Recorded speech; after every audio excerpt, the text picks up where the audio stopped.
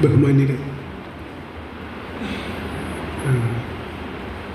Doctor വേണുഗോപാലുമായും ആ സമയത്തെ ഇവിടെയുള്ള വളരെ സീനിയറായിട്ടുള്ള SUCI പ്രവർത്തകരുമായിട്ടും 1989-90 മുതൽ അതിനുശേഷം ഒരുപക്ഷെ വീണ്ടും ഇവിടെ തിരിച്ച് കേരളത്തിലേക്ക് ഡൽഹിയിൽ നിന്ന് വരുന്ന സമയത്ത് 2010 തൊട്ട് തുടർച്ചയായിട്ട് വളരെ ഗൗരവമായ രീതിയിലുള്ള ഇടപെടലുകൾ ഉണ്ടായിട്ടുണ്ട്.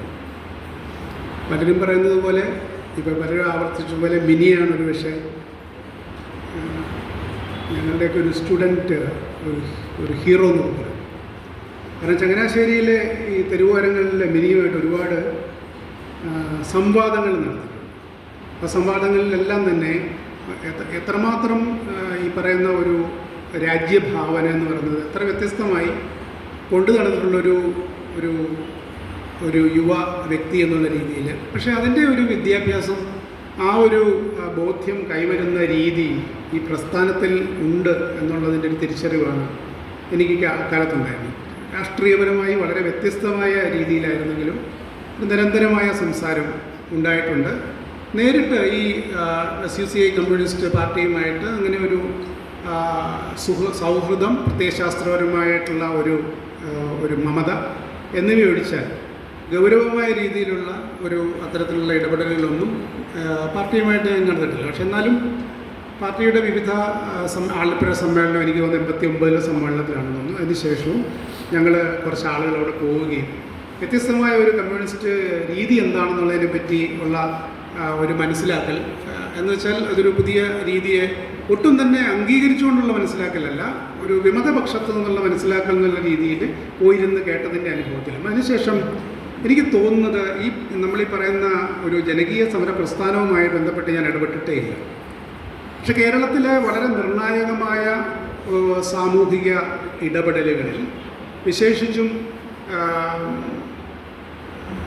ദൈനംദിന വൃത്തി ബുദ്ധിമുട്ടായി തീർന്നിട്ടുള്ള അനേക ലക്ഷം ആളുകളുടെ നിരന്തരമായ പ്രശ്നങ്ങൾ, അത് തീരപ്രദേശത്താണെങ്കിലും കടലോരത്താണെങ്കിലും മറ്റെല്ലാ മേഖലകളിലും എണ്ണിയാലൊടുങ്ങാത്ത രീതിയിലുള്ള വിവിധ ബുദ്ധിമുട്ടുള്ള സാഹചര്യങ്ങളിൽ നേരിട്ട് ഇറങ്ങി നിന്ന് പ്രവർത്തിച്ചതിൻ്റെ ഒരു അതിൽ ഏറ്റവും പ്രധാനപ്പെട്ട ഒരു കക്ഷിയായി നിൽക്കാനായിട്ട് SUCIക്ക് പറ്റിയിട്ടുണ്ട്. ഒരുപക്ഷെ ഈ നവസാമൂഹിക പ്രസ്ഥാനങ്ങൾ എന്നൊക്കെ നമ്മൾ പറയുന്ന, അക്കാദമികമായിട്ട് പറയുന്ന ഒരു വാഴ്ത്ത് വിളിയുണ്ട്. ഈ നവസാമൂഹികതയുമായി ബന്ധപ്പെട്ടുള്ള ഏറ്റവും പ്രധാനപ്പെട്ട ഒരു പ്രശ്നം, നവസാമൂഹികത എന്ന് പറഞ്ഞാൽ സാമൂഹികമായിട്ടുള്ള സ്രോതസ്സുകളെ മുഴുവൻ ഉപയോഗിച്ചുകൊണ്ട് ഒരു പ്രത്യയശാസ്ത്രപരമായിട്ടുള്ള, അല്ലെങ്കിൽ വികസനപരമായിട്ടുള്ള, അല്ലെങ്കിൽ വിദ്യാഭ്യാസപരമായിട്ടുള്ള, അല്ലെങ്കിൽ മതപരമായിട്ട് പോലുമുള്ള കാര്യങ്ങളെ ന്യായീകരിച്ചെടുക്കാൻ വേണ്ടി ആളുകൾ ലോകമെമ്പാടും നടത്തിയിട്ടുള്ള ഒരു കാര്യം. പക്ഷേ നവ സാമൂഹികതയെ ഒരു സമൂഹത്തിൻ്റെ സമഗ്രമായ ഉയർച്ചയുടെ പശ്ചാത്തലത്തിലും, അതുപോലെ തന്നെ അടിച്ചമർത്തപ്പെട്ടവരുടെ പശ്ചാത്തലത്തിലും, ചൂഷണം ചെയ്യുന്നവരുടെ പശ്ചാത്തലത്തിൽ നിന്നുകൊണ്ട് ഏറ്റെടുത്ത ഒരു വലിയ മുന്നേറ്റമായിരുന്നു ഇവിടെ നമ്മളുടെ ജനകീയ പ്രസ്ഥാനം എന്ന് പറഞ്ഞ സജൻ സാറൊക്കെ പറഞ്ഞ പോലത്തെ ഒരു കാര്യം. കേരളത്തിൻ്റെ അന്താരാഷ്ട്ര രംഗത്ത് തന്നെയുള്ള ഏറ്റവും പ്രധാനപ്പെട്ട ഒരു ഘടകമാണ്. നമ്മൾ വളരെ പെട്ടെന്ന് സർക്കാർ നവോത്ഥാന രീതിയിലേക്കുള്ള സംസാരങ്ങളിൽ ആണ്ടുപോയിട്ടുള്ള ഒരുപാട് ആളുകൾ, അത് ഒരുപക്ഷെ കുറച്ചുകൂടി ഒരു ഗഹനമായ വിദ്യാഭ്യാസം ഉണ്ടായാൽ ആളുകൾക്കെല്ലാം മനസ്സിലാകാവുന്നതേ ഉള്ളൂ. ഈ കേരളത്തിൽ കഴിഞ്ഞൊരു 100 വർഷത്തിലേക്ക് ഏറെയായിട്ട് ഏറ്റവും സമഗ്രമായി അടിച്ചമർത്തപ്പെടുന്ന ആളുകളുടേതായിട്ടുള്ള വിമോചനത്തിന് വേണ്ടിയും അവരുടെ അന്തസ്സിന് വേണ്ടിയുള്ള പോരാട്ടങ്ങളുടെ ഒരു ഭൂമിയാണ് കേരളം എന്ന് പറയുന്നത്. ഈ പറഞ്ഞ സമരങ്ങളിലെല്ലാം ഒരുപക്ഷെ ഏറ്റവും കൂടുതൽ പ്രതിഫലിച്ചതും ഇത്തരത്തിലുള്ള ഒരു വിപ്ലവകരമായിട്ടുള്ള അഭിമാനബോധത്തിനെ നിരന്തരം നിലനിർത്തുന്ന രീതിയിലുള്ള ഒരു പ്രവർത്തനമാണ്. അത് ഒരുപാട് സമയങ്ങളിൽ, വിശേഷിച്ചും നഴ്സുമാരുടെ സമരവുമായിട്ട് നമ്മളിവിടെ കണ്ട സമയങ്ങളിൽ എത്രയോ രാപ്പകലുകൾ നടന്ന ആ സമരം ആരുടെയും അനുവാദമോ ചോദ്യമോ ഇല്ലാതെ കേരളയിലുമായിട്ട് ബന്ധപ്പെട്ടുകൊണ്ട് നടന്നിരിക്കുന്ന അത്തരത്തിലുള്ള ഏറ്റവും ജനാധിപത്യ വിരുദ്ധമായിട്ടുള്ള രീതിയിലുള്ള ഇടപെടലുകൾ, അതിനെതിരെയുള്ള സമരങ്ങൾ, അല്ലെങ്കിൽ നമ്മൾ ഇന്ത്യയിലെ വിവിധ പ്രദേശങ്ങളിൽ വർഗീയ ഫാഷിസ്റ്റ് സംഘടനകളുടെ അക്രമത്തിൽ കൊല്ലപ്പെടുന്ന ആളുകളുടെ, അല്ലെങ്കിൽ അവരുടെ ആ സംഭവങ്ങളുമായി ബന്ധപ്പെട്ട് ഈ കോട്ടയത്തെ തെരുവോരങ്ങളിൽ നടന്നിട്ടുള്ള പല ജാഥകൾ, സമരങ്ങൾ, ഇത്തരത്തിലുള്ള അനേക സമരങ്ങളിൽ കൂട്ടുനിന്നതുകൊണ്ടാണ് ഒരുപക്ഷെ ഞാൻ ഇവിടെ വന്ന് നിൽക്കുന്നത്. കാരണം ഡോക്ടർ വേണുഗോപാലിനോട് വളരെ ദീർഘമായി ഞാൻ സംസാരിച്ചത് തന്നെ 3-4 തവണയാണ്, 2-3 തവണ മാത്രമേ സംസാരിച്ചിട്ടുള്ളൂ. അത് ഇവിടെ എല്ലാവരും പറഞ്ഞതുപോലെ ഒരു ഉള്ളടക്കം ഉള്ളൊരു വ്യക്തി എന്നുള്ള രീതിയിൽ ഉള്ളടക്കമുള്ളൊരു വ്യക്തി എന്നുള്ള രീതിയിൽ ബിജു ഒക്കെ ഇവിടെ പറഞ്ഞ പോലെ ഏത് സാമൂഹിക സ്ഥാനത്തിൽ നിൽക്കുന്നവർ, ഏത് പ്രായത്തിൻ്റെ ഘടനയിൽ നിൽക്കുന്ന ഒരാളുമായിട്ടും വളരെ ഊർജ്ജസ്വലമായി ഒരേ ഭാഷയിൽ സംസാരിക്കാൻ പറ്റുന്ന ഒരാളെന്നുള്ള രീതിയിൽ, തികഞ്ഞ ആന്തരികമായ ജനാധിപത്യ ബോധമുള്ള ഒരാളെന്നുള്ള രീതിയിലാണ് ഞാൻ ഡോക്ടർ വേണുഗോപാലിനെ ഓർമ്മിക്കുന്നത്. ഇത് വളരെ പ്രധാനപ്പെട്ടൊരു കാര്യമാണ്. രാഷ്ട്രീയ പ്രസ്ഥാനങ്ങളിൽ പ്രവർത്തിക്കുന്ന എല്ലാ ആളുകൾക്കും, ഒരുപക്ഷെ സാമൂഹ്യ മേഖലയിൽ പങ്കെടുക്കുന്ന എല്ലാ ആളുകൾക്കും വളരെ ആവശ്യമുള്ളൊരു കാര്യമാണ്. നമുക്കൊക്കെ അതില്ലെങ്കിൽ മറ്റുള്ളവർ അത് പറഞ്ഞ് തിരുത്തേണ്ടതുമാണ് എന്ന് ഞാൻ വിശ്വസിക്കുന്നു. ഇത് വളരെ ഗൗരവമായിട്ടുള്ളൊരു കാര്യമാണ്. കാരണം വ്യക്തിപരമായ രീതിയിലുള്ള ജനാധിപത്യ ക്രമീകരണങ്ങൾ കൊണ്ടാണ് വാസ്തവത്തിൽ അവർ മറ്റുള്ളവരെ കൊണ്ട് അവർ അങ്ങനെയാണെന്ന് പറയിപ്പിക്കുന്നത്. ഞാൻ ആലിപ്പം ഇവിടെ എല്ലാവരും സംസാരിച്ചപ്പോൾ കേട്ടോണ്ടിരുന്നൊരു കാര്യം, ഈ മനുഷ്യൻ എങ്ങനെയായിരിക്കും ഇത്തരത്തിലുള്ള ഒരു ശാന്തതയിലേക്ക് വന്നിരിക്കാൻ സാധ്യത? അദ്ദേഹം ഒരുപക്ഷെ കണ്ട എല്ലാ വ്യക്തിത്വങ്ങളിലും അനുഭവിച്ച എല്ലാ കാര്യങ്ങളെയും ഓർമ്മിച്ചുകൊണ്ടായിരിക്കും ഒരുപക്ഷെ ഒരു തീരുമാനത്തിലേക്കോ ഒരു വാക്ക് പറയുമ്പോഴോ ഒക്കെ ഒരുപാട് സ്മൃതികളുടേതായിട്ടുള്ള മണ്ഡലത്തിൽ നിന്നുകൊണ്ടായിരിക്കും അദ്ദേഹം സംസാരിച്ചത്. അതുകൊണ്ടായിരിക്കും ഒരുപക്ഷെ അത്തരത്തിലുള്ള ഒരു ഏകതാനത, അത്തരത്തിലുള്ളൊരു അടുപ്പം, ഒരു മമത ആളുകളോട് കാണിക്കുന്ന രീതിയിലുള്ള വളരെ സവിശേഷമായ, ഇവിടെ ആരാണ്ട് പറഞ്ഞ പോലെ ചിരിക്കുന്ന അല്ലെങ്കിൽ നല്ല രീതിയിലുള്ള മുഖത്തോടുകൂടി ഇടപെടുന്ന, ധാർഷ്ട്യമില്ലാത്ത കമ്മ്യൂണിസ്റ്റുകാർ എന്നൊക്കെ പറയുന്ന ആ രീതിയിലേക്ക് എങ്ങനെ നിലനിൽക്കാൻ പറ്റുമെന്നുള്ളത് വളരെ ഗൗരവം. എനിക്കറിയാവുന്ന CSIക്കാരിൽ പലരും ചിരിക്കുന്നവർ തന്നെയാണ്. അത് വളരെ നല്ലൊരു കാര്യമാണ്. ഒരുപക്ഷെ സ്ത്രീകളുടെ കാര്യം, സ്ത്രീകളുടെ പൊതുരംഗത്തേക്കുള്ള രാഷ്ട്രീയപരമായിട്ടുള്ള ഒരു വരവിനെ അല്ലെങ്കിൽ അവരുടെ നിലനിൽപ്പിനെ ഒരുപക്ഷെ പ്രത്യയശാസ്ത്രപരമോ അല്ലാത്ത ഒരു രീതിയിൽ, സാമൂഹികമായ രീതിയിൽ തുടർന്നു കൊണ്ടുപോകുന്ന ഒരു പ്രസ്ഥാനം എന്നുള്ള രീതിയിൽ ഈ സംഘടനയോട് എനിക്ക് അങ്ങേയറ്റം ഒരു ബഹുമാനമുള്ള ഒരു കാര്യമാണ്.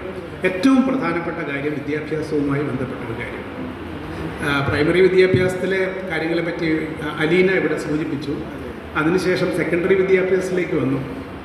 മൂന്നാമതിപ്പോൾ യൂണിവേഴ്സിറ്റികളിൽ പരിഷ്കാരങ്ങൾ നടക്കുന്നു. കേരളത്തിലെ സമഗ്രമായ വിദ്യാഭ്യാസ പരിഷ്കരണം ഏറ്റവും ചുരുക്കം വാക്കുകളിൽ പറഞ്ഞാൽ ഒഴിഞ്ഞു പോകാൻ സാധ്യതയുള്ളവരെ തല്ലിക്കൊഴിക്കുന്ന രീതിയിലുള്ള ഒരു സമ്പ്രദായത്തിലേക്കുള്ള പോക്കാണ് നമ്മുടെ മുമ്പിലുള്ളത്. വിശദീകരിക്കാൻ ഒരുപാടുള്ളതുകൊണ്ട് ഇതൊരു ലോകക്രമത്തിൻ്റെ ഭാഗമാണ്. ഈ മറ്റ് പാശ്ചാത്യേതര രാജ്യങ്ങളിലെ വ്യക്തികൾ എന്തു പഠിക്കണം, എങ്ങനെ പഠിക്കണം എന്നുള്ള തീരുമാനം പ്രത്യയശാസ്ത്രപരമായി തന്നെ അംഗീകരിക്കുന്ന രീതിയിലുള്ള പൗരസ്ത്യ തിരഞ്ഞെടുക്കപ്പെട്ട സർക്കാരുകളുടെ കാലത്താണ് നമ്മൾ ജീവിക്കുന്നത്. ഇത്രയും ഗഹനമായ രീതിയിലുള്ളൊരു മാറ്റം വരുമ്പോൾ പോലും കേരളത്തിലെ ഔദ്യോഗിക മേഖലയിൽ ഇതിനെപ്പറ്റി വ്യക്തമായ ഒരു തരത്തിലുള്ള ഗൗരവമായ ചർച്ചയും ഉണ്ടായിട്ടില്ല എന്നാണ് എൻ്റെ അഭിപ്രായം. ഇതിപ്പോൾ നേരത്തെ പറഞ്ഞ പോലെ പരാജയപ്പെടുന്നവരുടെ കൂടെ നിൽക്കേണ്ട പ്രസ്ഥാനങ്ങളുടേതായിട്ടുള്ളൊരു രീതി ഉള്ളതുകൊണ്ട് തന്നെ ഇത്തരം മാറ്റങ്ങൾ സംഭവിക്കുന്ന അവസ്ഥയിൽ സമൂഹത്തിലെ ഏറ്റവും തിരിച്ചടിയേറ്റ് നിൽക്കുന്ന, ഏറ്റവും കൂടുതൽ പിന്നോക്കർ ആക്കപ്പെടുന്ന, മർദ്ദിതരായിട്ടുള്ള ജനവിഭാഗങ്ങളുടെ തലമുറകൾക്ക് ഈ വിദ്യാഭ്യാസ ക്രമങ്ങളിൽ എന്ത് സംഭവിക്കും എന്നുള്ളതിനെ പറ്റിയുള്ള ഗൗരവമായ ഒരു ചോദ്യമാണ് നമുക്ക് മുമ്പിലുള്ളത്.